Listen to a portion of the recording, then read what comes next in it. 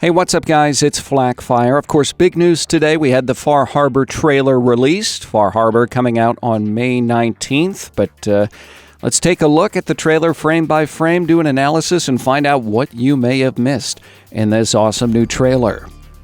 So in the first shot here, we see new architectural structure. This is appropriate to the island of Bar Harbor, Maine, which of course is Far Harbor's real-life inspiration. Nice to see Bethesda not just reusing everything from the core game. On the left over here, we see a new lamp design, but there'll be more on that later. Here are the rickety docks we saw from the promo art, and I also want to draw attention to the fact that we're moving on a boat. That kind of stuff doesn't really actually happen very often in Fallout, so I don't think we'll be getting a drivable boat, but it is just cool for the series. Meanwhile, the voiceover says, "Please bring my daughter home," which of course is in line with what Bethesda announced earlier. Dandy Lobster. There's lots of fog throughout this trailer, so expect to be using your Pip-Boy to navigate a lot. Far Harbor likely looks like this a lot of the time. Here we've got a big old whale skeleton, and the environment here definitely gives off the creepy atmosphere. In this scene, we see a wharf area and settlers. To the bottom left, there is a guard post indicating this could be a settlement later on.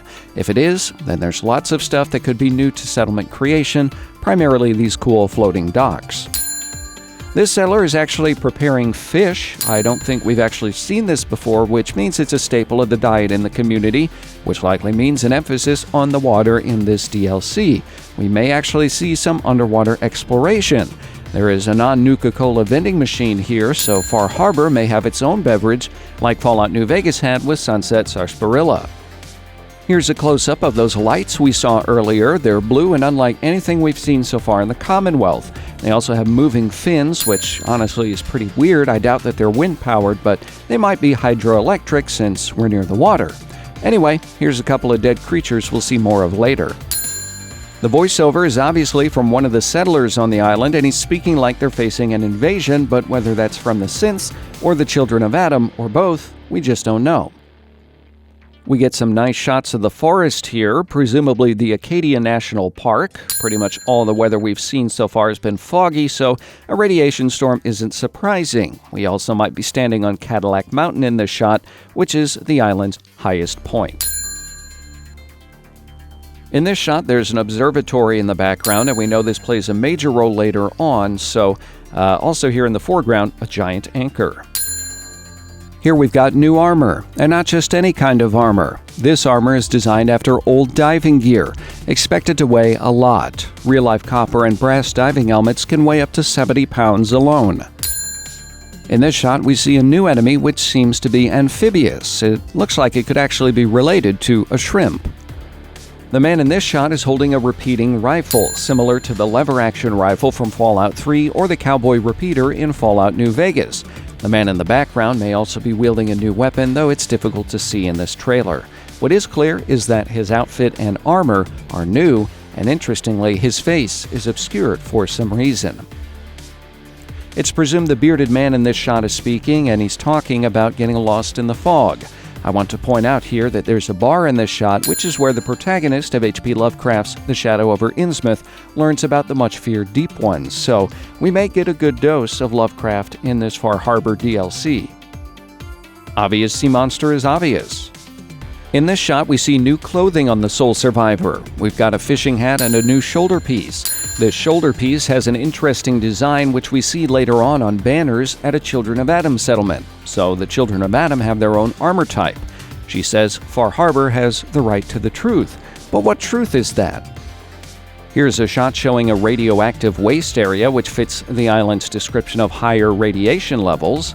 And in this shot here, this is huge, not because of the cool new radioactive lighting. The chandelier over here is actually made out of Nuka-Cola bottles, but rather what this Child of Adam member is praying to. It's a missile silo, and it's on a motherfucking ballistic submarine. I repeat, the Children of Adam have a ballistic submarine. You can tell it's a sub when you compare it to the Yangtze, and you look at these ballast vents here. It's located in a hardened submarine pen somewhere on the island.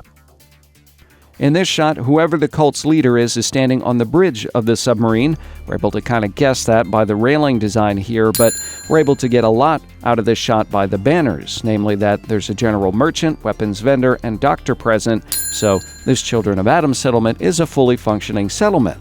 Also, the circular design is the same as what we saw on the Soul Survivor's armor earlier.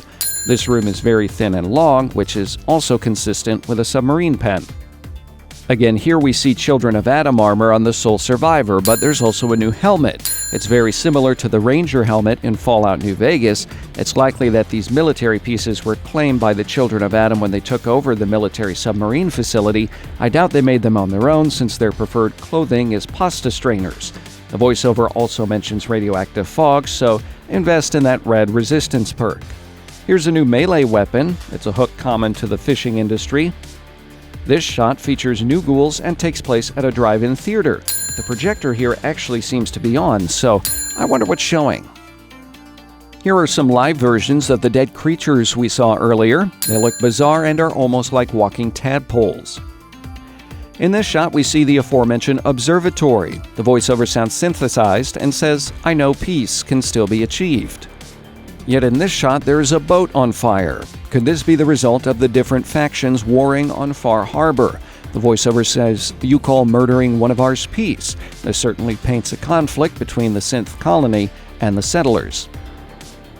Here's the rain slicker from the original E3 presentation. This shot takes place inside the local settlement in Far Harbor. Bits of pre-war touristy stuff are still around, like the souvenir sign, speaking to real-life Bar Harbor's popularity as a vacation spot. There's also a much larger version of that earlier blue lamp here.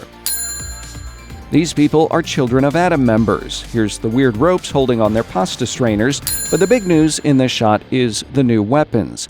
These actually look similar to the German World War II last-ditch Volkssturmgewehr rifles. So make of that what you will.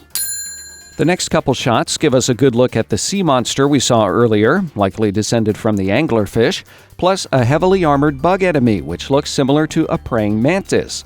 Also in the shot is a new weapon, and it fires a harpoon. So, harpoon gun confirmed for Far Harbor. We can actually see the harpoon protruding out of the head of the creature.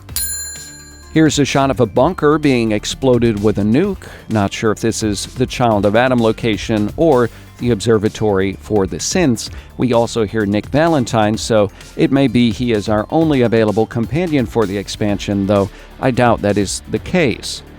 This shot here clearly takes place in the observatory on the hill. You can see the telescope right here, and here's the main synth sitting in the chair.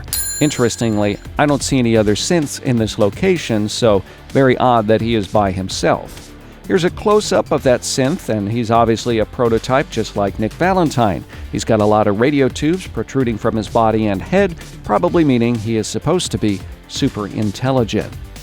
Now, the trailer doesn't say the release date for Far Harbor, but it is in the trailer's description as Thursday, May 19th. So, just a couple weeks till we get our hands on the newest DLC expansion for Fallout 4. And if you've been a long-time subscriber, you know that more Fallout 4 content is on the way. If that's news to you, check out the video that follows at the end of this analysis. If you enjoyed this video, like, share, subscribe. Thanks for watching.